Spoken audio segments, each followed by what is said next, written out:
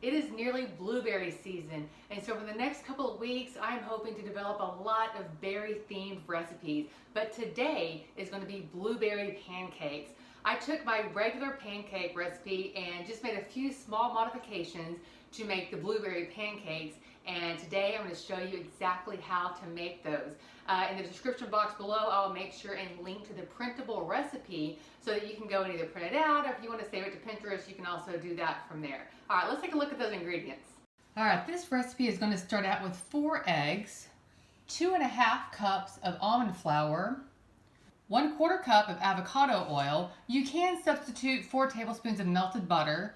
You're going to have 2 teaspoons of vanilla extract, between 1/2 and a full cup of blueberries. Make sure they're the smaller blueberries.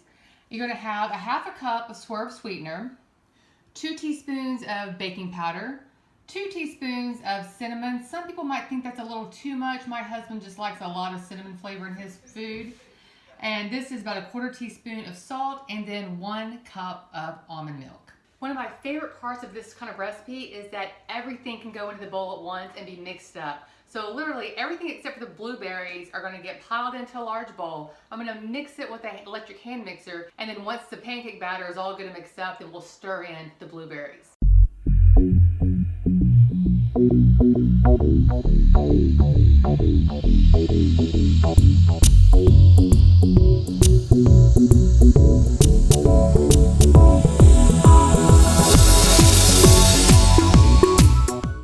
Now I'm going to let that pancake batter rest for a little bit while we heat up the griddle to about 375 degrees Fahrenheit. Once it's heated, we're going to scoop out the pancake batter in about 2 to 3 tablespoon increments to make the pancakes, and I'm going to use coconut oil to make sure that the pancakes don't stick to the griddle. The pancake batter is rested, the griddle is heated, and so now we're going to start making our pancakes. And to use the coconut oil, I didn't really measure out. I just kind of put enough on there so that it'll melt, and again, keep the pancakes from sticking. And once the griddle's heated, it really does melt very quickly. You want to scoop out about 2 to 3 tablespoons of batter.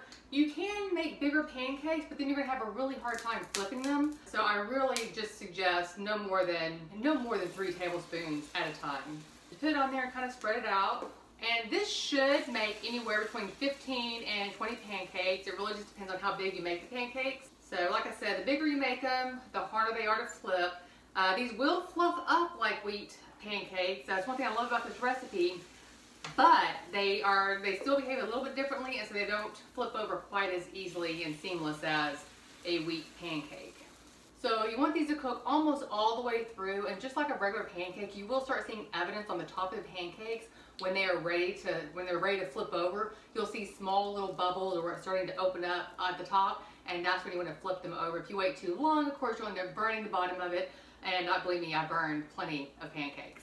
So as you can see here, you see these have little bubbles forming on the top, and really you don't need more than 2 to 3 minutes on each side, really. And of course, really about 2 minutes on the first side, and then the second side needs even less time. I think this first batch is getting really close to being ready to flip. And just kind of check it underneath. Again, if I flip too early, then it's going to fall apart on me.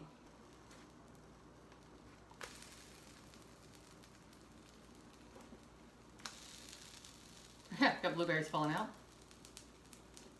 I just want to bring you in for a closer look so you can see how they're definitely puffing up. And the other reason I really like using the coconut oil is these edges start to get just that tiny little bit of crispiness to them, which I really love on my pancakes. All right, this first batch is ready to come off the griddle. And you know, they're not perfect pancakes, they're not beautiful and perfectly round, but they are wonderfully tasty. So I'm going to finish up taking these off the griddle, and then I'm going to make the rest of the pancake batter, but I'll be right back as soon as I finish. All right, once they're done, all that's left to do is put a little bit of butter on top, which I already did, and it's already melted, and then top it with your favorite syrup.